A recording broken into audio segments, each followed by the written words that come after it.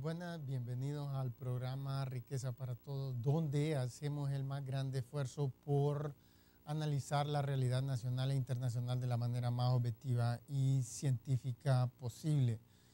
Ayer y hoy ha estado en las noticias internacionales un evento que ocurrió en Argentina. Recientemente hubieron elecciones y logró la reelección Cristina Fernández. Y pues hace apenas como una semana, algo así, tomó posesión, fue juramentada por segunda vez como presidenta de Argentina.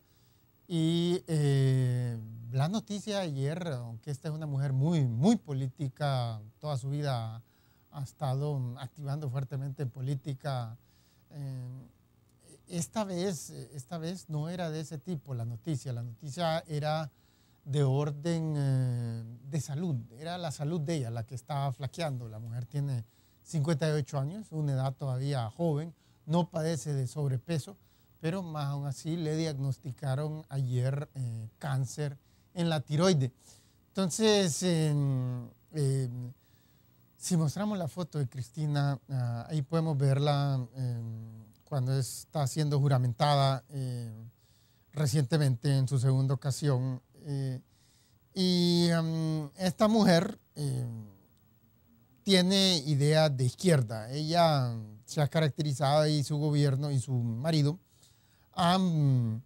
sobre todo ella más que todo, han practicado políticas, han pertenecido a un partido que históricamente tenía una tendencia hacia la izquierda, aunque en estos últimos años, por ejemplo, con Carlos Menem en los 90 había agarrado una posición centrista en reconocimiento del derrumbamiento de la Unión Soviética. Regresemos al estudio. Entonces, esta noticia fue realmente considerable en el sentido de que recientemente han habido varios otros presidentes latinoamericanos que han sido diagnosticados con cáncer. Y esa es la pregunta, ¿qué está pasando? Pero primero queríamos mostrar estos presidentes. Tenemos las fotos ahí de los 5 que en los últimos 2 a 3 años han sido diagnosticados con cáncer. Sí nos muestran la foto ahí comenzamos con Dilma, la actual presidenta de Brasil, que fue diagnosticada con cáncer en el 2009. Después, el que en el 2010 fue diagnosticado el presidente de Paraguay, Fernando Lugo. Y después, unos cuantos ya en el 2011, unos cuantos meses después, a comienzos del 2011, supimos desde Cuba que Hugo Chávez, el presidente de Venezuela, estaba siendo operado de un tumor cancerígeno. Y después, meses después, en el mismo 2011, el que acababa de entregar su puesto a la primera que mostramos, Lula da Silva, el expresidente de Brasil, también fue diagnosticado con cáncer. Regresemos al estudio. Entonces, esto es algo sumamente inaudito, que tantos simultáneamente en un periodo de tiempo tan corto hayan sido diagnosticados con cáncer. Y lo más interesante de esto es que los 5 han sido diagnosticados. Los 5, perdón, son presidentes de izquierda, son presidentes que llegaron al poder a través de un partido de izquierda. Y la pregunta es, ¿por qué esto está ocurriendo? Es decir, nunca hemos oído que simultáneamente 5 presidentes de derecha, dado que Latinoamérica históricamente ha estado gobernada por la derecha, con excepción de Cuba desde hace 50 años y con excepción de Nicaragua en los 90s, en los 80s, perdón, sería de esperar que hubiésemos encontrado en algún momento a muchos presidentes, a 4, 5, tal vez más presidentes de Latinoamérica que fueran diagnosticados con cáncer, dado que el cáncer es la causa número 1 de muerte a nivel mundial. 13% de todas las muertes a nivel mundial son causadas por cáncer. Entonces, la pregunta es, ¿por qué no está pasando esto? ¿Por qué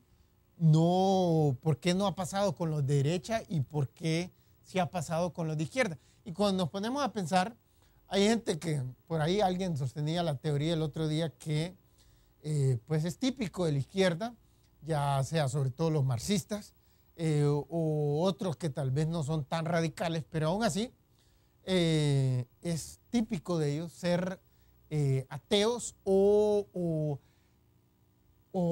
ser de una manera general agnósticos o secularistas, en gran medida indiferentes a la religión.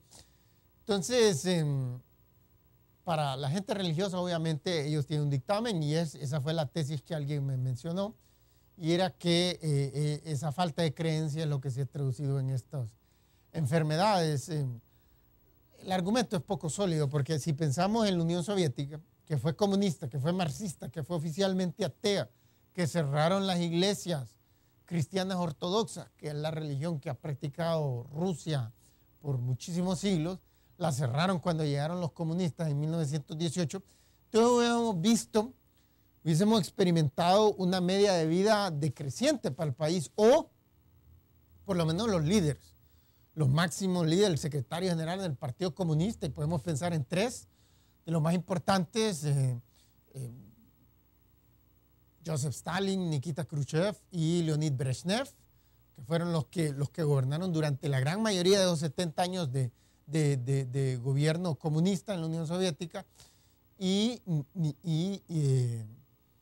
los tres murieron como de 75, entre 75 y 77 años, por ahí anduvieron. Es una media de vida más alta que la de los zares que habían gobernado antes Rusia. Entonces, los zares que sí eran muy fervorosos creyentes en la religión. Entonces, no, la media de vida en la Unión Soviética aumentó considerablemente durante los 70 años, así que no, el argumento no encaja, el principio fundamental de la ciencia. Los datos tienen que encajar para que sea un argumento válido, si no es, como dicen los gringos, pie in the sky. O sea, como dicen los franceses, n'importe quoi. Entonces, tenemos esta situación, esta anomalía de enfermedades de presidentes latinoamericanos y todos izquierdistas, entonces, lo sorprendente es que ninguno está viejo. Miren que Hugo Chávez anda con la mitad de sus 50. Dilma Rousseff tiene 58. La diagnosticaron de 55 con cáncer. Entonces, es un fenómeno bastante inaudito. Y la pregunta, ¿qué es lo que está causando? Ya sabemos que no es su falta de fe religiosa, no es eso. Ya quedó demostrado, los datos invalidan para esta gente, así mismo que para los de otros, en otros gobiernos, en otros países comunistas también. Mao Zedong, bueno, ahí no creen en el cristianismo, nunca han creído, pero sí creían en otras religiones como el budismo, como el taoísmo, y Mao Zedong era un ateo, y asimismo los otros líderes comunistas que ha tenido China desde entonces, Deng Xiaoping, Zhao Ziyang, Jiang Zemin, el actual, y todos han llegado a los 80. Entonces, no encajan los datos. Deng Xiaoping, fíjense que Deng Xiaoping, el padre de las reformas económicas en China a partir de 1979, Deng Xiaoping era un fumador en cadena. Desde los 15 años comenzó a fumar. Comenzó a fumar cuando estaba en Francia, en París, tuvo un recorrido de adolescente ahí por Europa, terminó en Moscú, y Deng Xiaoping allí comenzó a fumar y se envició y fumaba en cadena, como dicen en los Estados Unidos, chain smoker. Entonces, este hombre fumó toda su vida y se murió a 95 años. Y no se murió de cáncer de los pulmones. Eso es lo más interesante de todo. Entonces, miramos que no hay correlación entre muerte prematura y ser comunista y ser ateo y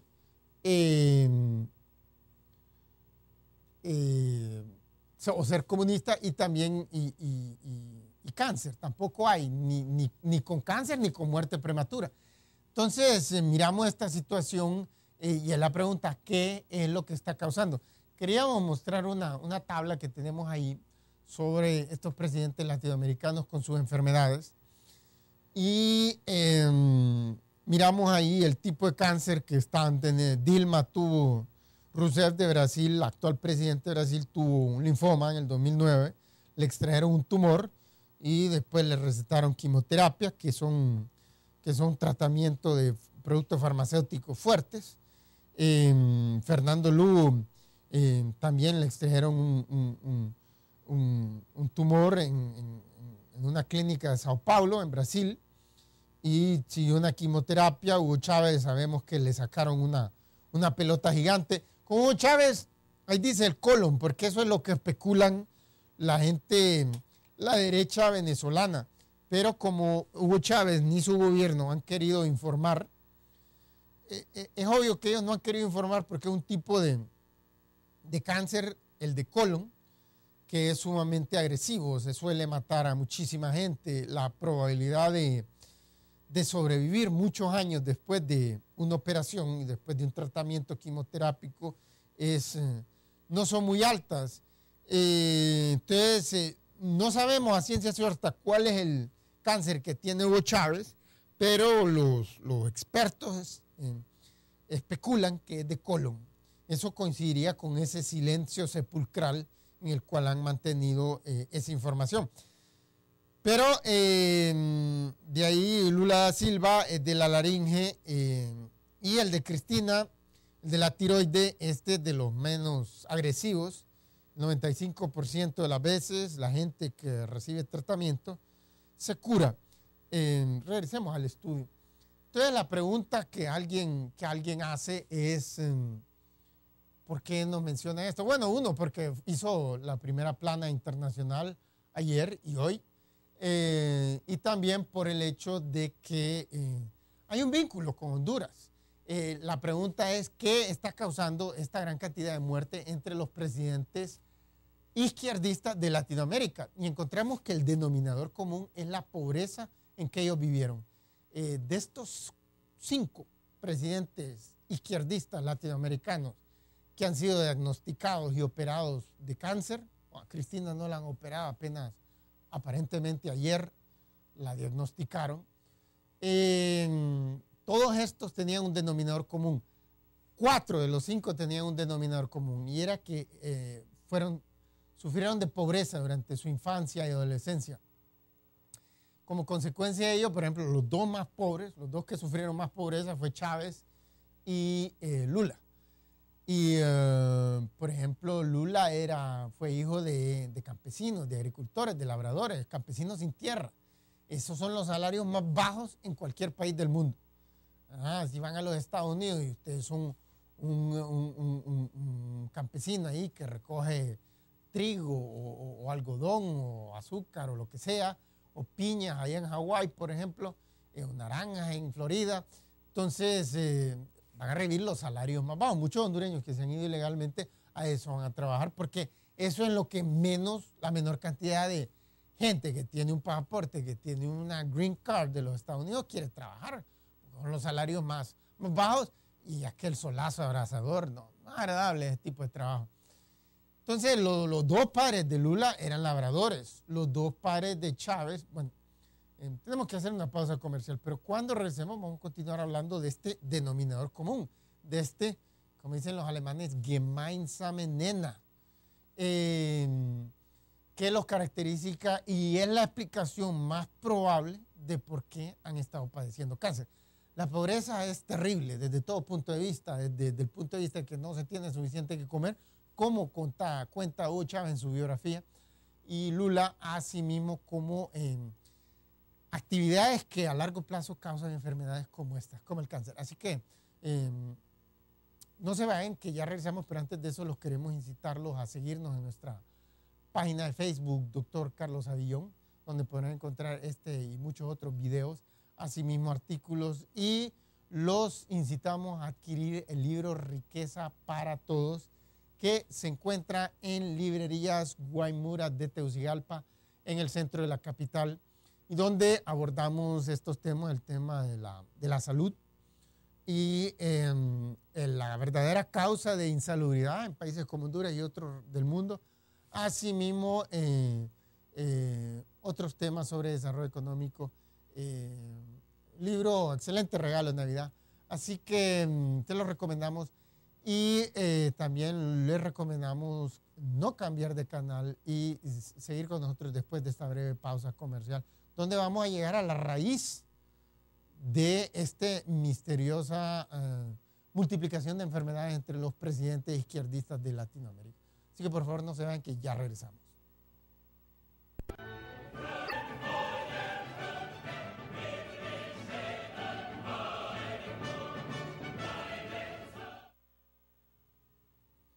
Bueno, estamos de regreso y estábamos hablando de esta situación, este fenómeno de varios presidentes latinoamericanos, 5, un periodo de menor de 3 años, en que han sido diagnosticados con cáncer. Entonces, estas personas, 4 de estos presidentes sufrieron una dura pobreza en su infancia, o sea, en su adolescencia, y esto tuvo repercusiones. Por ejemplo, Hugo Chávez nació en una choza de lodo, una pequeñísima choza de lodo donde vivían sus abuelos paternos, vivían sus padres y él y sus 6 hermanos. Ustedes imaginen el hacinamiento con poca ventilación, porque obviamente no se puede tener tantas ventanas como en una casa hecha de cemento y varilla.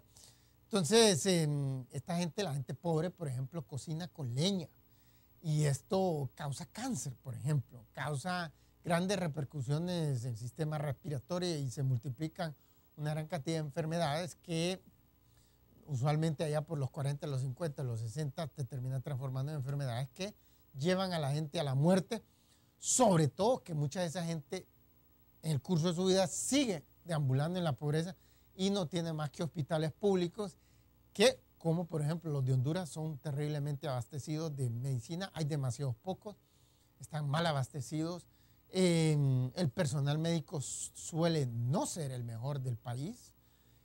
Por consiguiente, aún si llegan a unos hospitales, las probabilidades de que los curen son bastante bajas relativo a los hospitales privados del país. No digamos los hospitales de países como Singapur, por ejemplo, que mostramos ahí en la pantalla. Entonces, hay un vínculo muy estrecho. Todos estos presidentes, con excepción de Dilma Rousseff, que nació en una familia de dinero. El papá era un búlgaro que había emigrado de Bulgaria y se había establecido en Brasil, en Sao Paulo. Y ella creció con bastante confort y comodidad. Tenían 3 sirvientes, una gran casa. Pero el papá tenía tendencias comunistas, le metió eso a la cabeza y después cuando llegó a la escuela secundaria le metieron más ideas. Y cuando empezó a estudiar en la universidad se metió con un grupo de guerrilleros ahí y se tiró a la lucha guerrillera. Entonces ahí sí pasó bastantes penurias porque andaba huyendo constantemente de la policía y como dicen, las safe houses que ellos tenían ahí para andar cambiando regularmente de casa, para que no los agarraran, eran obviamente no tenían ingresos, era gente de escasos, salvo ella, el resto del grupo era gente de bajo ingreso. Entonces eran chozas, cosas humildes. Entonces, ahí sí, ya en sus finales de la adolescencia, temprano de sus 20, sí experimentó una vida dura. Eso probablemente tuvo repercusiones también, pero por lo menos la infancia y la mayoría de la adolescencia no la tuvo tan quejumbrosa, tan adolorida como los otros 4. Fernando Lugo, el presidente de Paraguay, nació en un pueblo perdido de Paraguay, un país que todavía hoy es de los más pobres de Latinoamérica, y en una familia humilde. Fernando Lugo de niño andaba así como en los niños que miramos aquí en Honduras, vendiendo en las calles cualquier cosa, que confites, que periódicos, que esto y que el otro. Entonces, esta situación de la pésima alimentación que se tiene cuando alguien padece de pobreza de nivel, tiene repercusiones sobre su salud a corto, mediano y largo plazo, pero sobre todo a largo plazo, sobre el desarrollo intelectual. Por ejemplo, vemos muchas de estas políticas de izquierda que han probado una y mil veces ser equivocadas, ser erradas, ser incapaces de generar rápido crecimiento económico. Pero ellos persisten, en parte porque no tienen mayor educación como consecuencia de la pobreza, en parte también porque el cerebro de ellos tuvo un menor desarrollo que el que hubiesen tenido si hubieran tenido una buena alimentación con una gran cantidad de proteínas, de carbohidratos, de otras sustancias, de vitaminas, de minerales altamente indispensables para el desenvolvimiento físico y mental de todo ser humano. Entonces, esto tiene repercusiones que los terminan afectando en su salud de una considerable manera. Por ejemplo, el hecho que no hayan estudiado, eso se traduce, los estudios en todos los países del mundo muestran que la gente que tiene una menor formación académica hace menos ejercicio. Y obviamente el ejercicio tiene un efecto gigante. Por ejemplo, el estudio de cáncer de mama, la causa número 1 de muerte para las mujeres. Aquí tenemos 2 mujeres que están golpeadas por el cáncer y tuvieron suerte que no fue cáncer de mama, porque es más agresivo. Por ejemplo, que la tiroides que le acaba de dar a Cristina Fernández, la presidenta de Argentina.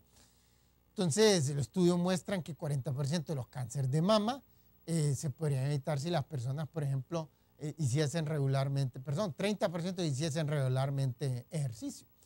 Y también si se alimentan bien. Entonces, los estudios muestran que gente, por ejemplo, que tiene pocos estudios universitarios, pocos estudios en general, es gente que si después en su vida llega a tener dinero, por el motivo que sea, llega a tener y puede comprarse la comida más saludable, que suele no ser cara. Para gente que está en la extrema pobreza, como la que vivió Chávez y Lula, y Fernando Lugo, y hasta cierto punto Cristina Fernández, para esa gente sí, tener una ingesta diversificada, una alimentación balanceada, era difícil. Pero si una persona, por ejemplo, tiene ingresos modestos, como decir un hondureño que tenga un salario de 10,000 lempiras, y él vive solo, por ejemplo, ella vive, no tiene dependientes, la persona puede alimentarse muy bien. Pero gente que no tiene mayor educación, los estudios muestran que esa gente tiene una mala alimentación. Por ejemplo, si le aumentan los ingresos, va a comer mucho más frecuente a comida rápida y restaurantes, como una demostración de su nuevo estatus económico. Y esa comida es letal, pues, para la salud. Es terrible. Asimismo, miramos que otros hábitos de comer con mucha grasa también no los abandonan. Cambiar y comer una gran cantidad de frutas y vegetales frescos. Rara vez lo hacen, porque no son tan apetecibles como la repostería y las comidas grasosas, etc. Aún si son hechos en casa. Entonces, esta situación muestra que tiene una repercusión, sobre todo a largo plazo, en cosas como los cánceres, que tiene mucho que ver con la mala alimentación, sobre todo en la infancia y la adolescencia, pero también en el curso de toda una vida. Por ejemplo, la gente con baja formación académica tiende a fumar más. La causa número 1 de cáncer a nivel mundial. Que no solo es cáncer en los pulmones, enfisema, sino que también problemas cardíacos graves, que esa es la causa número 2 de muerte en el planeta.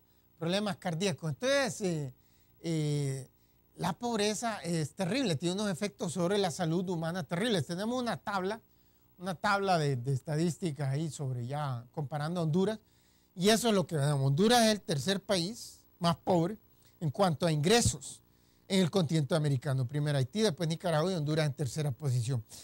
Entonces miramos la media de vida en 2010, en un promedio los hondureños viven 70 años.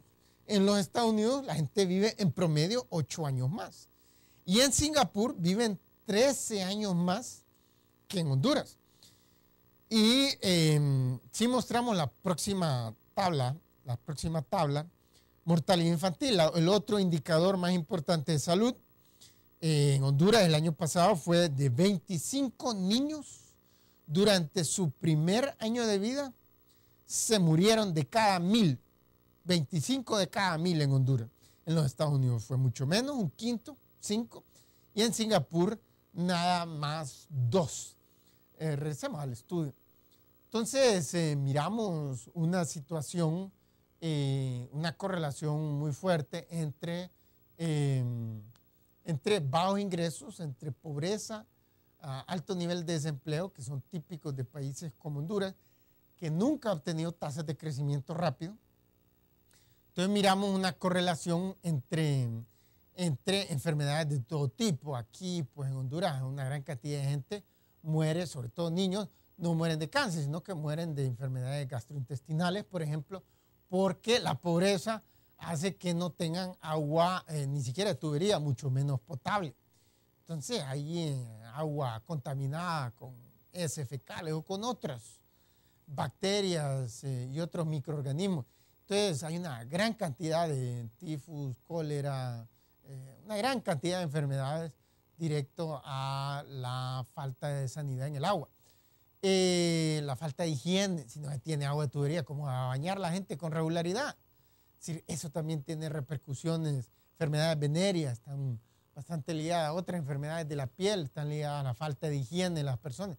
Entonces esto a veces traduce en muerte, otras veces en simplemente largas años o décadas de sufrimiento. El punto es que hay un vínculo muy estrecho a nivel mundial. Vemos la correlación muy sólida, muy fuerte entre pobreza e insalubridad. Y estos 5 presidentes, que incluso Dilma Rousseff, si bien así nació en cuna de oro, pero nació en una condición cómoda, con buena alimentación, etcétera, sin padecer estos trastornos que suelen sufrir la gente de bajos recursos en Latinoamérica. Más aún así, sí tuvo un breve periodo, el final de su adolescencia y sus tempranos 20, en donde sí pasó penurias de tipo que puede ser lo que haya causado. Hay otras variables también. Sabemos que la variable genética tiene un efecto muy preponderante sobre cáncer y múltiples otras enfermedades. Asimismo, otras variables. Por ejemplo, sabemos que muchos contaminantes químicos que se utilizan en las diferentes empresas, fábricas, suelen tener efectos nocivos sobre la salud humana y varios de estos presidentes latinoamericanos que mencionamos que son pobres tuvieron que trabajar en condiciones difíciles también. Bueno, tenemos que hacer una pausa comercial y antes de eso los queremos incitarlos a seguirnos en nuestra página de Facebook, Dr. Carlos Sabión, donde podrán encontrar este video y muchos otros.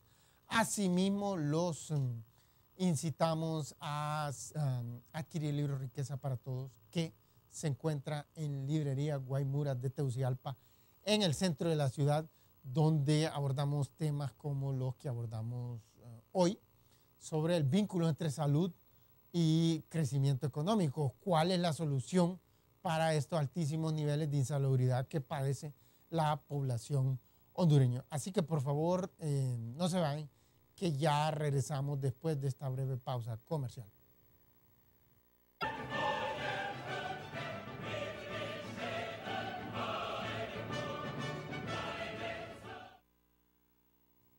Bueno, ya estamos de regreso y estamos hablando sobre esta noticia que hizo los titulares de prensa a nivel internacional del diagnóstico de cáncer en la tiroide de Cristina Fernández de Kirchner, que se hizo viuda en el 2010 porque se murió su marido, que fue presidente de Argentina en los años inmediatos anteriores a ella. Entonces, esta es una muy mala noticia para ella, obviamente, y también hemos visto a 4 otros. Hugo Chávez en este momento está luchando porque Hugo Chávez aparentemente, en que él ha mantenido un gran secreto. Él es tan típico de los gobiernos de izquierda, pero sobre todo aquellos gobiernos comunistas como los de la Unión Soviética, que se morían los líderes soviéticos y hasta las semanas iba sabiendo el resto del mundo. Lo mantenían un secreto absoluto, supuestamente porque a veces tal vez no estaba muy claro quién iba a sucederlo, quién seguía después. Entonces en un momento el país pues estaba sin cabeza para tomar decisiones. Decían, nuestros enemigos como los Estados Unidos nos podría aprovechar para atacarnos. Pero bueno, ahorita el mundo fue averiguando 2 días después que el presidente de Corea, Kim Jong-il, se había muerto. Pues, o sea, ni los servicios secretos de Corea del Sur. O sea, Corea del Sur, que es el norte es comunista, el sur es capitalista. Y entonces tuvieron una terrible guerra en 1950-53, pero terrible, terrible. Más de 1 millón de personas murieron, la mayoría gente del sur. Los Estados Unidos llegó a rescatarlos, llegó aquel general Douglas MacArthur con sus tropas y expulsó a la invasión comunista otra vez hasta donde habían quedado, que después de la Segunda Guerra Mundial, esa había sido colonia, antes de la Primera Guerra Mundial, de la Segunda Guerra Mundial, esa había sido colonia japonesa de 1910 hasta 1945. Entonces, los comunistas en el norte lucharon contra los japoneses y cuando se acabó la guerra, dijeron, bueno, esta tierra que donde nosotros habíamos estado luchando es nuestra. Y en los comunistas en el sur dijeron, nosotros nos vamos a quedar con este territorio y es capitalista. Entonces se dividió en el paralelo 54. Y después de la guerra del 50-53 volvió a quedar a la misma división, en el mismo lugar. Entonces han habido escaramuzas constantes. Solo el año pasado hubo un bombardeo, bombardearon el norte. Es que locos comunistas, porque hay otros comunistas como los de Unión Soviética que eran más o menos cuerdos, o sea, que eran coherentes. Este era completamente loco, esta familia de los Kims, y estaban bombardeados, murieron como 3, 4 personas. El punto es que, dado esta tensión constante, dado esta confrontación que el norte supuestamente ha estado desarrollando o ya tiene, no se sabe exactamente, armas nucleares, de tal forma que podría bombardear a su archienemigo, Corea del Sur, con bombas nucleares, y sería una catástrofe pero gigante. Miles de cientos de miles morirían. Entonces, Corea del Sur vive obsesionada, obviamente.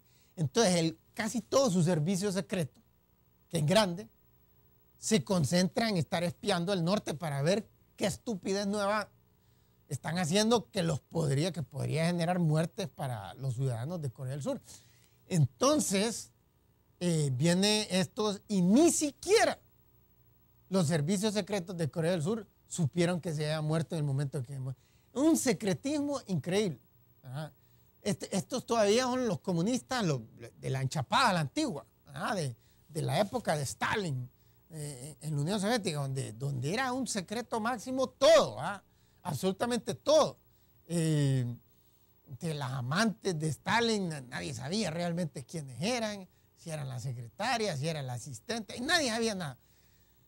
Entonces, este secretísimo extremo, todavía en Corea del Norte es el último país donde lo practican. Cuba nunca fue tan secreto, y ahora con Raúl Castro, que está tirando la toalla ya del comunismo, menos para que se produzca esta situación. Pero lo que sí miramos es que Hugo Chávez tiene este comportamiento bien anómalo, ¿verdad? Porque él en su corazón, como decía un político que está con vida, Oscar Lafontaine, que fue el secretario general del Partido Socialdemócrata en Alemania, dice, cuando rompió con el Partido Socialdemócrata, porque se había hecho muy a la derecha, después del derrumbamiento del muro de Berlín, ¿cómo seguir siendo? Antes tenían una política de centro-izquierda los socialdemócratas en Alemania y decidieron seguir una política centrista, a veces en política económica era a la centro-derecha. Entonces dijo, no, estos han traicionado la ideología del partido, voy a fundar un nuevo partido. Y el partido se va a llamar Die Linke, o sea, la izquierda. Qué nombre que le ponen. Y ahí está, pues, ahí está. El punto es que cuando los periodistas le preguntaron por qué estaba fundando un partido de izquierda, cuando la izquierda estaba muerta, muerta y enterrada, sobre todo en un país como Alemania, que había sufrido esa división, ese bipolarismo entre los comunistas y los capitalistas. Entonces él dijo, weil mein Herz geht zu links, porque mi corazón late a la izquierda siempre.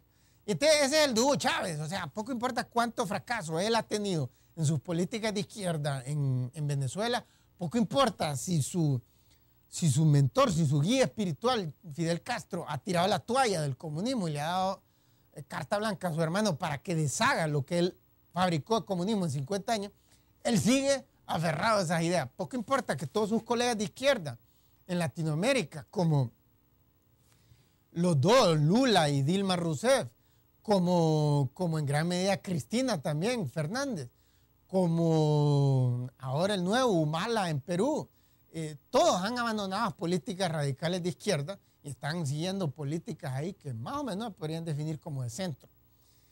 Él sigue con su obsesión marxista. Entonces, él en este secretismo ahí no se sabe exactamente qué es lo que tiene de enfermedad, pero él en su biografía describe que sufrió una terrible pobreza, que con regularidad se pasaba días enteros sin comer absolutamente nada.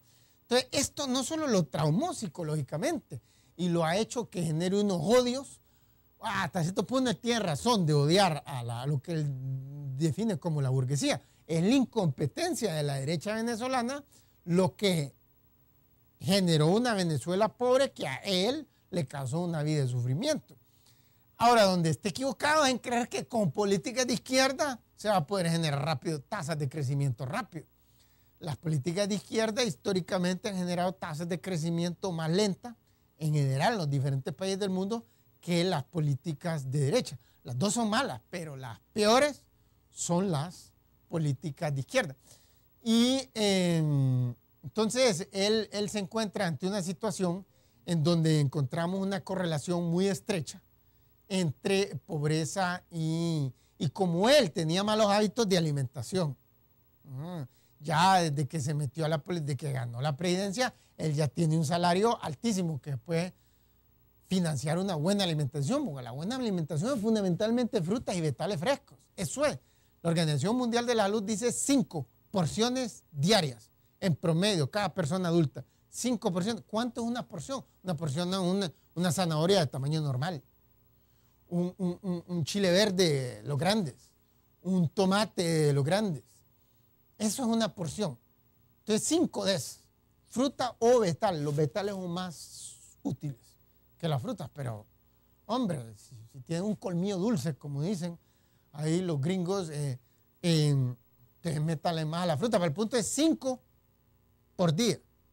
Y la inmensa mayoría de la gente ni una se mete.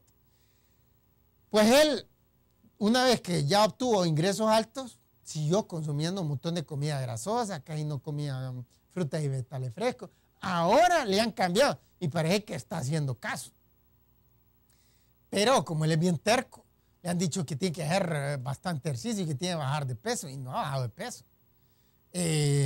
Dice que está haciendo ejercicio, esperemos que esté cumpliendo las recomendaciones del médico. Pero el problema es esto. La gente que nace en familias de ingresos altos desde pequeño está escuchando el sermón de la buena alimentación de una u otra forma. Le está cayendo el sermón, si no es de sus pares, en las escuelas de alto nivel, donde los profesores tienen alta formación y transmiten esta información de orden científico. Entonces, es una repercusión. Tenemos una última tabla que queríamos mostrar sobre donde podemos ver ingreso per cápita. Y ahí podemos ver estos 3 países, Honduras, Estados Unidos y Singapur. Y miramos que Honduras tiene un ingreso per cápita, esto es el nivel de riqueza en el 2010, de $4,000 en promedio cada hondureño. Le entró $4,000 al mes el año pasado. Significa algo ahí como $300 al mes. Y eso es una media, obviamente, una media. Hay gente que gana millones aquí en Honduras y otros que no ganan nada. Entonces, pero eso es una media, necesitamos medias para hacer comparaciones. En los Estados Unidos y Singapur también hay grandes diferencias de ingresos. Pero miramos que la media es altísima. Entonces, los pobres de los Estados Unidos están ganando 12 veces más también que los pobres de Honduras. O sea, digamos, los campesinos que reciben un salario en Honduras, campesinos en tierra y que trabajan la tierra de otra persona, tienen un salario que es una doceava del de los campesinos sin tierra de los Estados Unidos que también laboran como empleados, como asalariados. Y en Singapur no hay agricultura porque no hay espacio para tener agricultura. Pero los salarios más bajos son mucho más altos que los salarios más bajos en los Estados Unidos.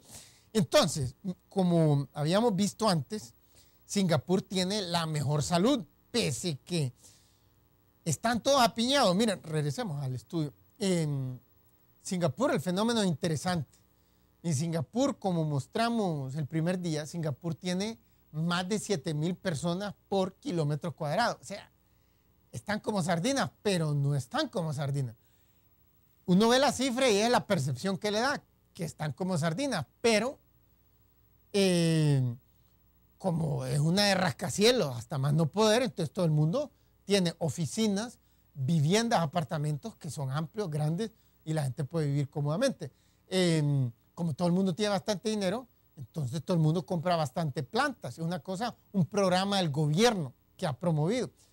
Tenemos que hacer una pausa comercial y antes de eso los queremos incitarlos a seguirnos en nuestra página de Facebook, Dr. Carlos Avión, donde podrán encontrar este video y muchos otros más. Asimismo, los incitamos a adquirir el libro Riqueza para Todos, que se encuentra en librería Guaymuras de Tegucigalpa, en el centro de la capital, donde hablamos de estos temas de salud y de muchos otros. Y es un excelente, excelente regalo navideño. En lugar de estar regalando botellas de alcohol o algo por el estilo, mejor regalen un libro. Bueno, no se vayan que ya regresamos después de esta breve pausa comercial.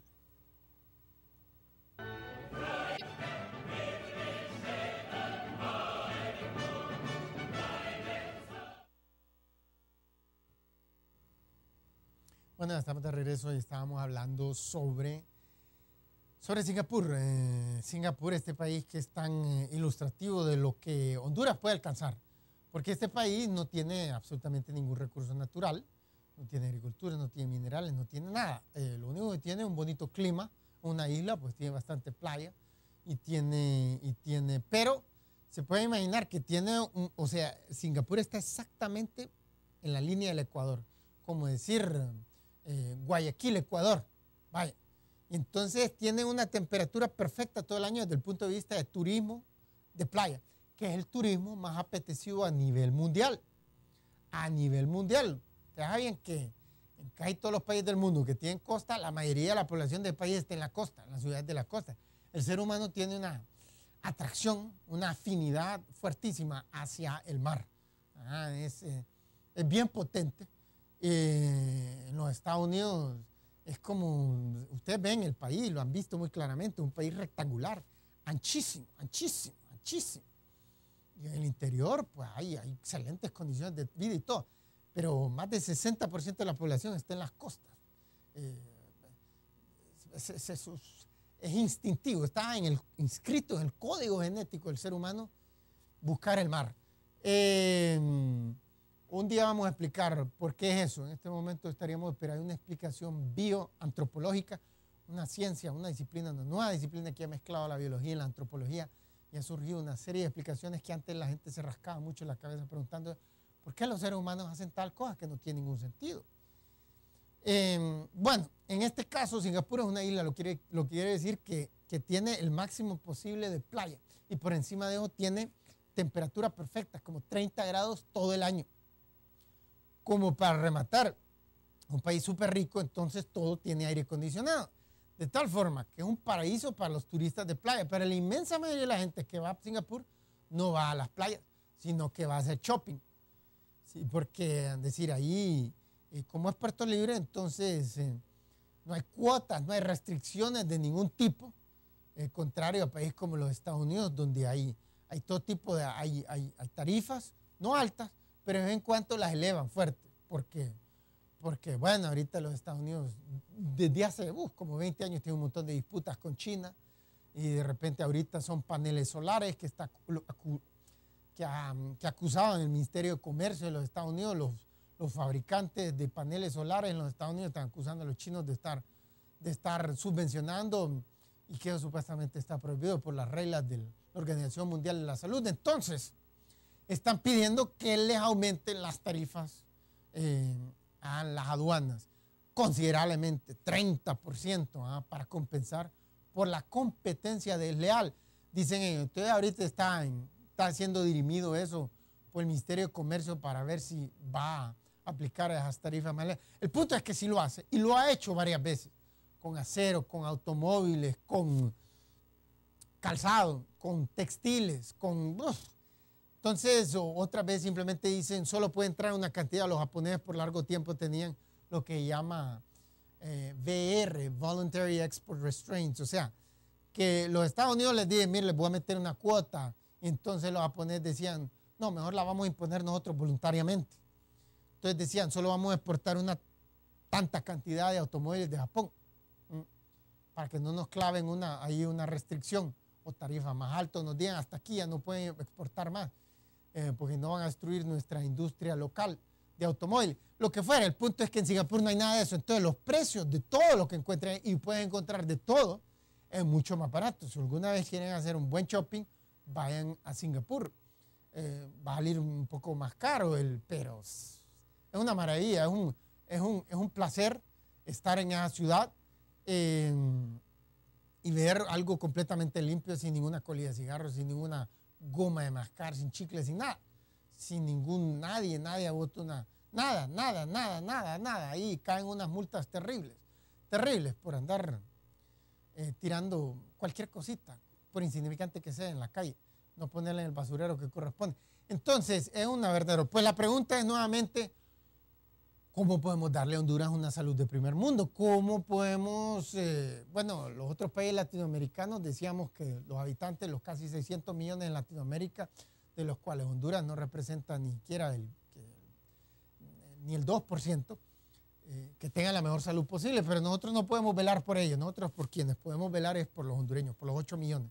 Y eso, los datos dicen que podríamos transformar Honduras en unos poquitos años en un Singapur, o sea, en un país con la mejor salud del mundo. O sea, donde nadie le tiene que temer al cáncer causado por errores de infancia, porque nadie nace pobre en el país, porque nadie tiene una infancia sufrida, ni una adolescencia sufrida, sin comer, mal alimentado, con humos de leña, etcétera, con otra serie sin agua potable, etcétera. En Singapur, el 100% de la población está cubierta de eso. No todos ahí no están haciendo ningún esfuerzo por lo que más tienen de los impuestos más bajos del mundo. No están con esa política de ahorita que quiere Obama de cargarle más impuestos al segmento de la población con los ingresos más altos. No. Pero la característica de Singapur, lo que ha hecho el éxito es que todos los gobernantes, los primeros ministros, los 3 que han habido, todos eran relativos a los gobernantes latinoamericanos, eran sabios. Tenían un mínimo de 3 títulos universitarios, graduados de las mejores universidades del mundo, y hablaban un mínimo de 3 idiomas. Es decir, es una gran potencia mental. No eran los más brillantes de todo el país, pero sí eran dentro del 5% más inteligentes del país, más estudiados. Y eso se traduce, se reproduce en beneficio para todos, para los ya más de 5 millones de habitantes de Singapur. Lo mismo, ayer hablamos de Irak, que es un país en guerra civil y que parece que la guerra civil se va a acrecentar, se va a acicatar, se va a poner peor. ¿Y por qué siempre han vivido mal? ¿Por qué siempre han vivido en pobreza y desempleo? Porque las tasas de crecimiento siempre han sido y siempre han estado gobernando por gente ignorante, con bajísima estudio. Por ejemplo, Saddam Hussein. Saddam Hussein no terminó ni siquiera, solo terminó la primaria y ya estuvo. Era brutísimo, todo lo trataba de arreglar con violencia, mataba a todo el mundo. Que me causó un montón de guerras con vecinos de todo tipo. Entonces, lo que la historia muestra del mundo entero es que si un país si Honduras, por ejemplo, pusiese a la gente más inteligente a gobernar, entonces Honduras podría tener en poquitos años las condiciones de vida de Singapur. Salarios altísimos, la mejor salud del mundo, 0 desempleo, la tasa de criminalidad más baja del mundo, un verdadero paraíso. Bueno, se nos acabó el tiempo y les queremos agradecer nuevamente el haber estado con nosotros y los incitamos a estar nuevamente con nosotros de lunes a viernes a esta hora y en repetición de 11 a 12 de la noche. Y los incitamos a seguirnos en nuestra página de Facebook, donde podrán encontrar este y muchos otros videos que podrán estudiar con detenimiento, porque damos una gran cantidad de tiempo de información, de estadísticas, y no es siempre, no es posible captarla toda, porque no es lo mismo como ir a una velocidad que le conviene a uno. Y eso es lo que ofrece YouTube, eso es lo que ofrece Facebook. Asimismo, los incitamos a adquirir el libro Riqueza para Todos, donde pueden encontrar más información, información más en detalle sobre estos temas que abordamos de una manera muy didáctica, muy pedagógica, muy propedéutica, muy fácil de digerir aún para gente que no ha terminado la secundaria. Bueno, nos despedimos muy cordialmente y esperamos contar con ustedes en la próxima edición de Riqueza para Todos, el único programa científico de noticias de Honduras.